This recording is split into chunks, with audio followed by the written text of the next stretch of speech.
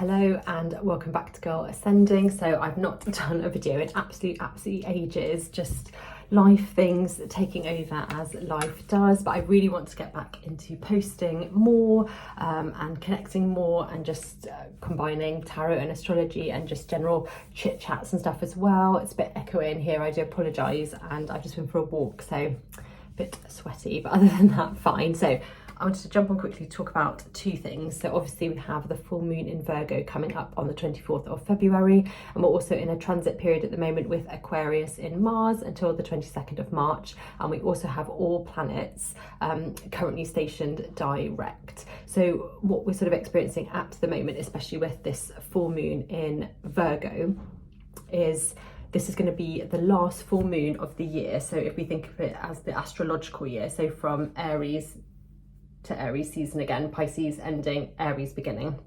It will be the last full moon of this particular astrological year. And it's also the last full moon before we go into eclipse season as well. So Virgo is always stationed opposite Pisces. You always get the full moon in opposition to the season that you are in. So what this is going to mean for all of us is that we're really going to start to see the fruition of plans and that organisation and things really coming together, but it's also a big full stop on things as well. So Virgos, if you have a Virgo in your life, Virgos are very together. They have a lot of manifesting energy. You know, Virgos are a big leader. Beyonce is a Virgo. You know, we look at the sign of Virgo as the Virgin, but that can be quite misleading because that sort of gives a weak sense to the energy of Virgo, whereas Virgos are very strong in general, very pulled together people who really have a strong sense of self, and through that strong sense of grounding energy as an earth sign as well, we're able to really figure out where it is we want to go, what we want to do next. And as it is the last full moon, it's that big last release of the astrological year, and before we go into eclipse season where things are more of a changeable energy. And because we have all planets stationed direct as well, what that means is that there's no big ups and downs. So we're able to really sit in ourselves and think, okay, what do I want going into this new astrological year coming up in the next couple of months? What do I want to release? What do I want to really align with as an energy? Where do I see things going? And with having Mars in Aquarius as well, so obviously in Aquarius season, and Aquarius will play a very big role in this year, moving into the age of Aquarius again. There's a lot of revolution in the air. We're looking at how can we as a collective impact the individual. So it's that coming together of everyone playing their role to create revolution, to create change. And with Mars kind of lighting that touch paper, that real fiery, feisty energy to help move things forward. So we're going through a feisty Aquarius movement period at the moment. So there's a lot of energies coming in that we're working with: water energy, fire energy, and it's all kind of crystallizing down with this Earth Virgo full moon. I hope that makes sense. I think sometimes with astrology, because we have lots of things moving concurrently, it can sometimes feel a bit overwhelming and a bit confusing as to what is actually going on. But with the energy of the full moon of Virgo, we really want to be working with releasing and letting go, but we also want to be grounding ourselves and thinking what are the full stops on things that we don't want to do anymore, because sometimes in order to move into what we do want, we have to let go of what maybe we're currently doing, so bad habits or negative things, in more kind of a stoical way. I always think of Virgos as being quite stoical in energy. If you think of tarot, the card ruled by Virgo is the Hermit.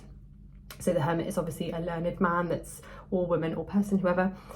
Tarot is genderless, of course, but the Hermit is someone who has removed themselves actively from society in order to then re-emerge back into society with greater learning and greater understanding of things that are going on. So that is what we're looking for from the full moon, but we're also still making sure to not just realise what we want, but also the impact that that can have. So what are you doing, and what is the impact that that is going to make? So that's kind of where the full moon in Virgo is also aligning with Mars in Aquarius, which ends on the 22nd of March. And so obviously we've got the last few days of Aquarius season and then moving into Pisces season as well. So I thought also I'd do a little tarot read to see what we have coming up for the collective for the full moon. Make sure I've got all my cards. Seeing what we want to release in this the Pisces energy versus the Virgo energy. So it's more kind of utilizing the two energies together, so that more introspective dreamy nature of Pisces, thinking big, and then Virgo coming in with that more earthy, practical energy of, okay, well, this is what we want, so how are we actually going to make it happen? Let's have a little look what has come up.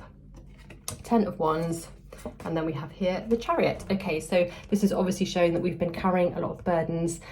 Maybe other people have put them on us, maybe we have actually been putting them onto ourselves, and we're now thinking about, okay, how can I release that? How can I let it go? How can I put a full stop on certain things that are not working for me anymore? I'm overworking, I'm feeling completely bogged down, burnt out. I don't want to be doing this anymore. Do I need other people to help me as part of the collective, that Aquarius energy coming in, or is it even just something that I can do myself? And when we're thinking about the Chariot, so the Chariot is actually ruled by Cancer, but it's that idea of forward motion. You know, what am I doing now in order to progress and take my life forward, and still using that water energy of dreaming big, you know, allowing that kind of current of the water energy to push us along, while still coming back to the idea that we need to ground ourselves in a sense of reality in order to combine these dreams, these big goals that we have. We need to then think, okay, how am I going to put in the work, and what are the steps that I'm going to take in order to